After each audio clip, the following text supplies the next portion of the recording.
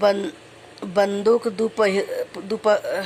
बंदूक दोपहरिया के फूलों द्वारा पूजन करने से आभूषणों की प्राप्ति होती है। चमेली से शिव की पूजा करके मनुष्य वाहनों को उपलब्ध करता है, इसमें संशय नहीं है। अलसी के फूलों से महादेव जी का पूजन करने वाला पुरुष भगवान विष्णु को प्रिय होता है। समी के पत्तों से पूजा करके मनुष्य मोक्ष प्राप्त कर लेता है। बेला के फूल चढ़ाने पर भगवान शिव अत्यंत सुलक्षणा पत्नी प्रदान करते हैं। जूही के फूलों से पूजा की जाए तो घर में कभी अन्न की कमी नहीं होती है। कनेर के फूलों से पूजा करने पर मनुष्यों को वस्त्र की प्राप्ति होती है।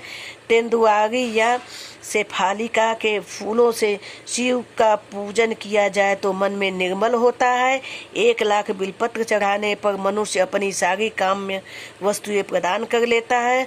श्रृंगार हार हर श्रृंगार के फूलों से पूजा करने पर सुख संपत्ति की वृद्धि होती है।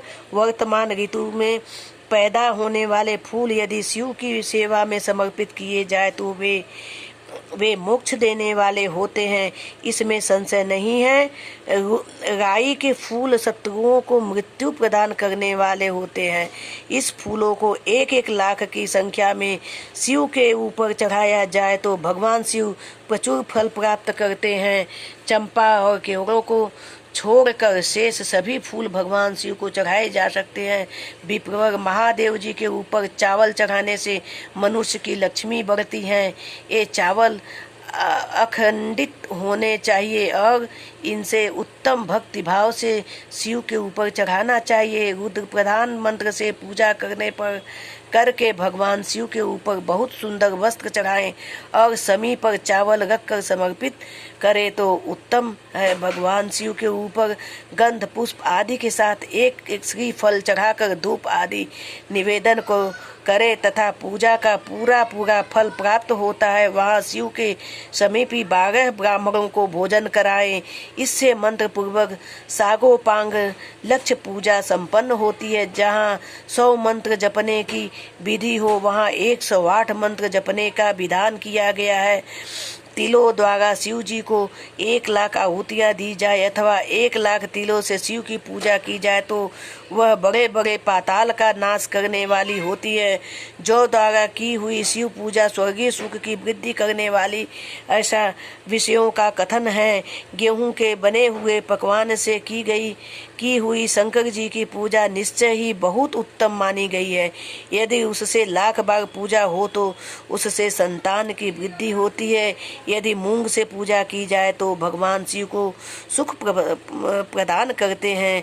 प्रियंगु कंगनी द्वारा सर्वाध्यक्ष परमात्मा शिव का पूजन करने मात्र से उपासक के धर्म अर्थ और काम भोग की वृद्धि होती है तथा वह पूजा संपन्न सुखों को देने वाली होती है। अरहर के पत्तों से श्रृंगार करके भगवान शिव की पूजा करे। यह पूजा नाना प्रकार के सुखों और संपूर्ण फलों को देने वाला है। मुनि श्रेष्ठ, अब फूलों की संकर संख्या का तौल बताया जा रहा है। प्रसन्नता पूर्वक सुनो। सूक्ष्म मानक प्रदर्शन करने वाले व्यास जी एक प्रस्थ शंख पुष्प को 1,00,000 बताया है। 11 प्रस्थ चमेली के फूल हो तो वहीं 1,00,000 फूलों का मान कहा गया है। जूही के 1,00,000 फूलों का भी वही मान है। राई के 1,00,000 फूलों का मान 5.5 प्रस्थ है। उपासकों को चाहिए कि वह निष्काम होकर मोक्ष के लिए भगवान शिव की पूजा करे। भक्ति भाव से विधि पूर्वक शिव की पूजा करके भक्तों को पीछे जलधारा समर्पित करनी चाहिए। जग में जो मनुष्य प्रताप करने वाले लगता है उसकी शांति के लिए जलधारा शुभ कारकम बताई गई है। सतरुद्रीय मंत्र से रुद्री के 11 पाठों से रुद्र मंत्रों के जप से पुरुष सूक्त से 6 ऋचा वाले रुद्र सूक्त से महामृत्युंजय मंत्र से गायत्री मंत्र से अथवा शिव के शास्त्रोक्त से माने के आदि में प्रणव और अंत में नमः पद जोड़कर बने हुए मंत्रों द्वारा जलधारा आदि अर्पित करनी चाहिए। सुख और संतान की वृद्धि के लिए जलधारा द्वारा पूजन उत्तम बताया गया है।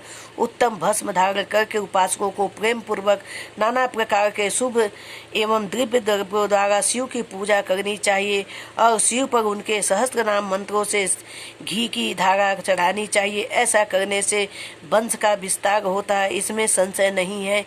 इसी प्रकार यदि 10,000 मंत्रों द्वारा शिव जी की पूजा की जाए तो प्रमेय रोग शांति होती है और उपासकों को मनोवांछित फल की प्राप्ति होती जाती है।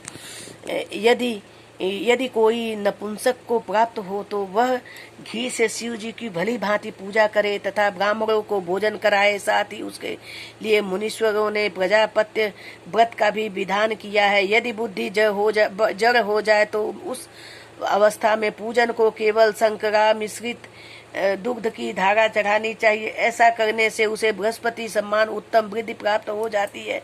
जब तक 10,000 मंत्रों का जप पूरा न हो जाए तब तक पूर्वोक्त दुग्ध धारा द्वारा भगवान शिव का उत्कृष्ट पूजन चालू रखना चाहिए। जब तन मन में आकार ही उच्चाटन होने लगे, जी छटपटा जाए भी प्रेम न रहे, दुख बढ़ जाए और अपने घर में सदा कलह रहने लगे, तब पूर्वोक्त रूप से दूध की धारा चढ़ाने से सारा दुख नष्ट हो जाता है। सुवासित तेल से पूजा करने पर भोगों की वृद्धि होती है। यदि मधु से शिव की पूजा की जाए तो राज क्षमा का रोग दूर हो जाता है। यदि शिव पर ईख के रस की धारा चढ़ाई जाए तो वह भी संपूर्ण आनंद की प्राप्ति कराने वाली होती है। गंगा जल की धारा से भोग और मोक्ष दोनों फलों को देने वाली है। यह सब जो धाराएं बताई गई हैं, इन सबको मृत्युंजय मंत्र से चढ़ाना चाहिए। उसमें भी उक्त मंत्र का विधान इस 10,000 जप करना चाहिए और 11 ब्राह्मणों को भोजन कराना चाहिए।